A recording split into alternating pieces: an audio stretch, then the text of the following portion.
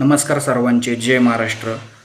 खरं तर बघितलं तर शेतकरी मित्रांनो, मागच्या भरपूर दिवसापासून शेतकरी बंधू वाट बघत होते की सोयाबीनचे बाजारभाव कधी वाढणार. आणि सध्या जर बघितलं तर बाजारभावात एक 200-300 रुपयांनी क्विंटल मागे वाढ झालेली आहे.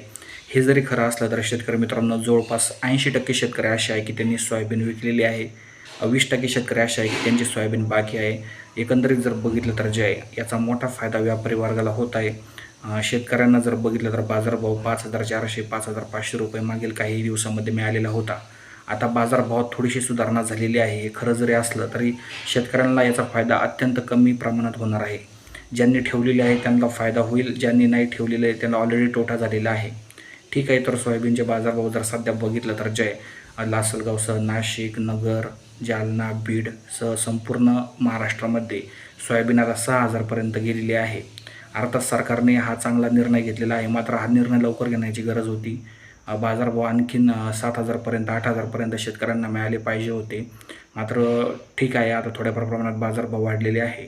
तरीसुद्धा नेक्स्ट हंगामात म्हणजे पुढच्या हंगामात सरकारने कमीत कमी सोयाबीनसाठी 7,000पर्यंत बाजारभाव नेला पाहिजे.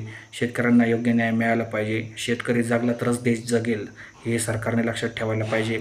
महागाई मोठ्या प्रमाणात वाढलेली आहे, तरी शेतकऱ्यांना पिकांना भाव आहे, कापसाला, सोयाबीनला जे भाव आहे ते खूपच कमी आहे. माझ्या मते तरी कापसाला 10,000 रुपये आणि सोयाबीनला 7,000 ते 8,000 रुपये प्रति क्विंटल बाजारभाव या ठिकाणी मिळाला पाहिजे. व्हिडिओ आवडल्यास लाईक, शेअर, सबस्क्राईब करा.